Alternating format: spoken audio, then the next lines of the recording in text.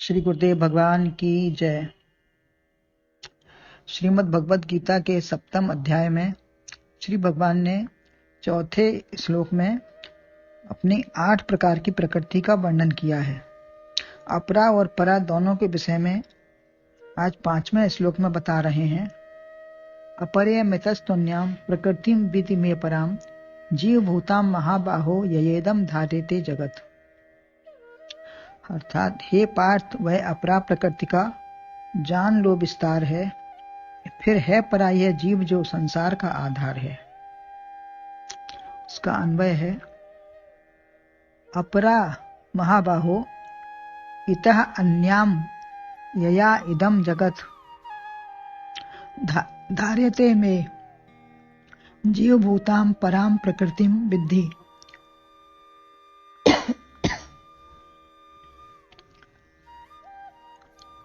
यह मेरी अपरा प्रकृति है। चौथे श्लोक वाली जो भूमि रापो नलो वायु बताया 8 प्रकार की, वह मेरी अपरा प्रकृति है।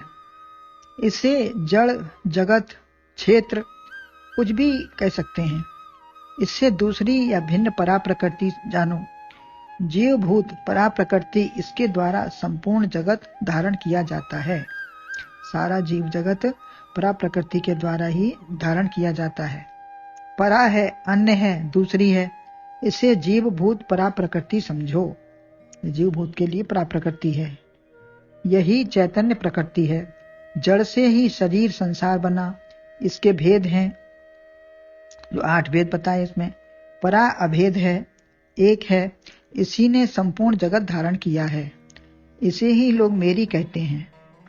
भगवान ने जड़ प्रकृति पंचभूत को भी मेरी कहा है। भगवान ने दोनों को अपना ही बताया है। सब कुछ उन्हीं का है। अतः शरीर अपना नहीं कह सकते। जो जड़ भी उनका है तो हम शरीर भी अपना नहीं कह सकते। निमित्त उपादान बनाने वाला और बनने वाला प्रकृति परमात्मा ही है। निमित्त हो उपादान हो, ये बनने वाला और बनाने वाला सब कुछ परमात्मा ही है। प्रकृति परमात्मा ही है या यह परमात्मा की है। दूसरे किसी वस्तु से ये नहीं बना। जैसे मकड़ी के जाला अपने मुख से निकालती है। मकड़ी अपने जाले को मुख से निकालती है और बनाती है। मुख से निकालती है और बनाती है। बाहर से कुछ नहीं लाती। कुम्हार निमित्त है, मिट्टी उपादान है, परंतु यह स्वयं ही बन गया। कुम्हार ने बनाया और मिट्टी के द्वारा बनाया, तो ये निमित्त कुम्हार है और मिट्टी उपादान है जिसके द्वारा बना, परंतु यह स्वयं ही बन गया।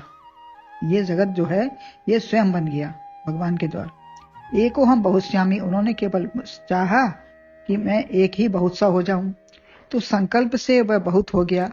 अतः अपरा व जीव प्रकृति दोनों वही हैं। संकल्प से, भगवान के संकल्प की मात्र की है, तो ये दोनों उन्हीं की हैं। प्रकृति दोनों वही हैं। शरीर मेरा मत कहो, परमात्मा के ही सब पदार्थ हैं। मेरा कट गया तो इसका बाद ही हो गया। जब मेरा ही नहीं रहा तो फिर इसका बाद हो गया, कुछ है ही नहीं मेरा। मैं दुखी हूं, मुझे पीड़ा है। मानसिक कष्ट को भी अपना कहते हो। यह किसको कहते हो? यह जीव को है। परा प्रकृति इसका स्वरूप है। मन बुद्धि चित्त अहंकार पंच विषय पंच प्राण, अतः अंतःकरण ही सूक्ष्म शरीर है या जीव है। जो अंतःकरण के द्वारा सब होता है तो वही सूक्ष्म शरीर है और जीव है। वायु भी भगवान की है, विषय भी। यदि तुम्हारे होते तो तुम चाहे जितने ग्रहण कर लेते। अगर विषय हमारे होते तो हम चाहे जितने ले लेते उसको। जीव 17 या 19 तत्वों से मिलकर बन गया। यह आया कहां से? इसे मेरी परा प्रकृति समझो। ये जो भी है स्वरूप जीव का, ये सब मेरी परा प्रकृति है। मेरा या मैं यहाँ कुछ भी नहीं है। न कुछ मेरा है न मैं हूँ। हृदय मस्तिष्क बुद्धि या सूक्ष्म शरीर से कुछ भी मैं मेरा नहीं है। स्थूल शरीर का संचालन सूक्ष्म शरीर करता है। गंध से नासिका, संकल्प विकल्प से मन, विचार से बुद्धि, अहंकार मैं हूँ। चैतन्य चित्त के 2 टुकड़े कर दिए गए। चित्त के 2 टुकड़े कर दिए। मैं हूँ और मेरा है, ये तेरा है। स्पर्श से त्वचा, शरीर चेतन तत्व से है। अतः परा और अपरा दोनों प्रकृति भगवान की ही हैं, उसके अलावा और कुछ नहीं है। तुम क्या लेकर आए थे, क्या लेकर जाओगे? केवल वासना ही संग में जाती है, जिसे लेकर फिर पैदा हो जाते हैं। जीव एक ही है, यदि वासना से टुकड़े न करो तो उस एक में ही समा जाएगा। वासना के कारण हमने द्वंद्व और सब अलग अलग समझ लिया है, लेकिन हम उसको अगर एक समझें और तो फिर उसी एक में सब समा जाएगा। प्राण प्राण के जीव जीव के सुखधाम। शरीर अनेक अज्ञान से दिखते हैं, हमारे अज्ञान के कारण ही सब अनेक व्यवहार, अनेक नाम रूप सब दिखाई देते हैं, बाकी सब है सब उसी का एक रूप। ज्ञान की दिशा में कुछ भी अलग नहीं है। भगवान ने खेल रचा या प्रकृति ने बनाया या मनोविलास जानो इसको, अनादि रूप से यह सृष्टि का प्रवाह ऐसे ही चला आ रहा है। ये आदि अनंत है, अनादिकाल से चला आ रहा है, इसकी कोई गणना नहीं जान सकता। बौद्ध, जैन, सांख्य सिद्धांत भी यही मानते हैं। इसे किसी ने बनाया या मिटाया नहीं है, यह उसी के हाथ में है। जब चाहे खोल दे और या जब चाहे बंद कर दे। वो अपनी प्रकृति है, जब चाहे समेट ले, जब चाहे खोल दे। अतः प्रकृति का अनादि या ईश्वर का विलास कुछ भी जानो, परंतु हमारा तुम्हारा कुछ भी नहीं है। जो है सब उसी एक ईश्वर का है। जगत, ज माने पैदा होना और गत माने मर जाना। जगत का अर्थ है पैदा होना और मरना। यह दोनों ही अपने हाथ नहीं है, न पैदा होना हमारे हाथ में, न मरना हमारे हाथ है। अन्यथा जो चाहे वो पैदा करते और किसी को प्रिय को ना जाने देते। बढ़ना घटना कुछ भी अपने हाथ का नहीं है। घिसते घिसते एक दिन शरीर ही नहीं रहेगा,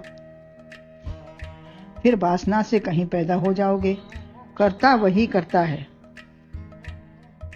अतः तुम्हारे बनने में या मालिक बनने में बड़े कष्ट हैं। हमको अपना मानने में है या अपने को अपना ही सब कुछ मानने में हमारा कष्ट ही कष्ट है, उसमें हमको खुशी नहीं मिलेगी। निश्चिंत रहो, जैसा होना है होगा।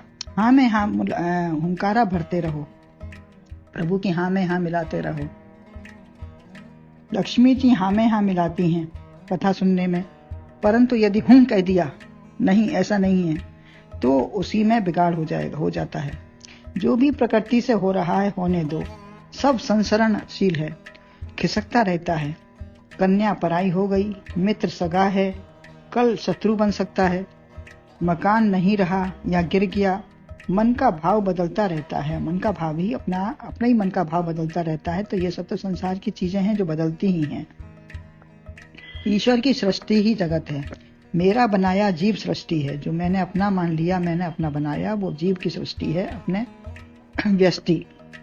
संकल्प विकल्प अनुसार, संकल्प और विकल्प के अनुसार हमने जो मान लिया, बना लिया, वो अपनी जीव की सृष्टि है। यह ना करें तो सब कुछ मेरा है। अगर ऐसा ना माने अपना तो सब कुछ मेरा है। जिसे अपना कहते हो वह सब ईश्वर का है। तब राग द्वेष कुछ न रहेगा। फूल कांटे सब पैदा होंगे, संसार में है तो सब कुछ पैदा होगा, फूल भी कांटे भी। दुख सुख आएगा, यही संसार की शोभा है। यदि दुख न पड़े तो वह सुख में कभी कहीं का कहीं बह जाएगा। यदि दुख न पड़े तो सुख की पहचान कैसे होगी, और कहीं का कहीं सुख में बह जाएगा। दुख ही रक्षक है, दुख ही हमारा रक्षक है। कांटे से ही फूल की रक्षा है। चंद्रमा की शोभा कालिमा से है। ये महाबाहो उसको संबोधन अर्जुन को देते हुए कहते हैं, विशाल बाहु है तुम्हारी, बड़े हाथों से जो सब प्रकार का काम करे। परमात्मा की सृष्टि में सबके लिए करने वाला ही महाबाहो है। जो परमात्मा की सृष्टि को अपना मानते हुए सबके लिए सब कुछ करने को तैयार हो, वही महाबाहो है, अपने लिए करने वाला नहीं। पांडव अर्जुन को सब प्रिय मानते हैं। कौरव, द्रोण, भीष्म सबका प्रिय है। दुर्योधन के बंधन भी काटे उसने मुक्त कराया। हनुमान जी महाबाहो हैं। सीता खोज की, पहाड़ उठा लाए, संजीवनी बूटी ले आए, एक पहाड़ ही ले आए उसका उठा के। एक बार राम सीता से झूला झुलाते थे, राम सीता को झूला झुलाते थे तो हनुमान की परीक्षा हुई, जल्दी पानी लाओ या हवा करो।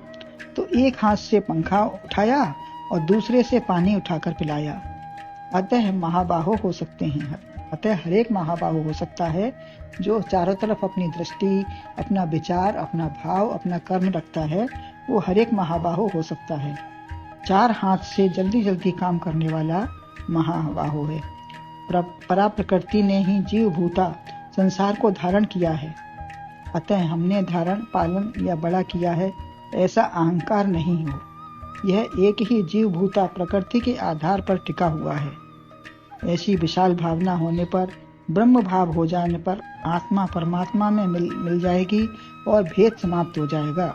ऐसी जब विशाल भावना हो जाएगी कि सब परमात्मा की सृष्टि है, परमात्मा का ही आधार है, उसी के भाव में टिका हुआ है, तो हमारा सब भेद समाप्त हो जाएगा और हम परमात्मा से मिल जाएंगे। जीते जी सब सौंप दो, मरकर तो लेंगे ही, इससे झगड़ा समाप्त होगा। भले ही अपने लिए कुछ रख लो, जिसकी वस्तु उसको दे दो। सारी सृष्टि परमात्मा की है अथवा प्रकृति की है। संपत्ति प्रकृति पुरुष है, पिता की है। संपत्ति प्रकृति पुरुष है, ये पिता भी है या पुत्र की है।